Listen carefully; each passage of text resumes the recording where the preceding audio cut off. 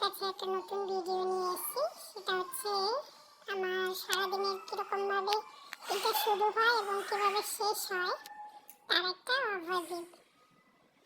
তো সকালে পুকুর উঠতে কম করে 9:30 বেজেই যায়, আর আমার তার আগে বেরোতে হয় অফিসের জন্য।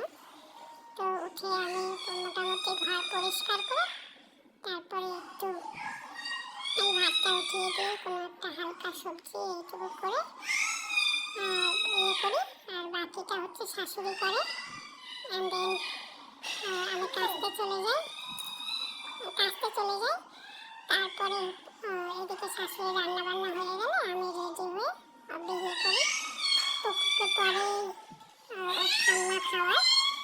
আর আপাতত যেহেতু বাবার কিছুদিন আগে অ্যাক্সিডেন্ট হয়েছে, সেই জন্য হচ্ছে বাবার কাছেই থাকে। যাই হোক, আপনারা দেখছেন আমি এটা করছি। আমি ইউটিউবে ভীষণ নতুন, তো আমার সেরকম কোনো ধারণা এখনো হয়নি কী করে করতে হয়, কী করে ব্লগিং করতে হয়।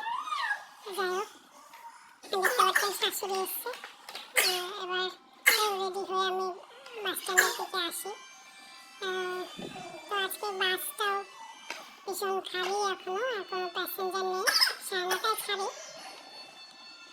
তো চলে এলাম অফিসে। অফিসের টেবিলটাও এলোমেলো ছিল। আমি রীতিমতো কম্পিউটার সব কিছু ঠিকঠাক করে নিয়ে কাজ শুরু করলাম।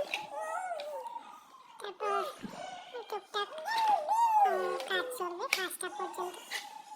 আমি 5টা পর্যন্ত থাকি না, অফিসের একটু বাইরেটা একটু দেখিয়ে দিই।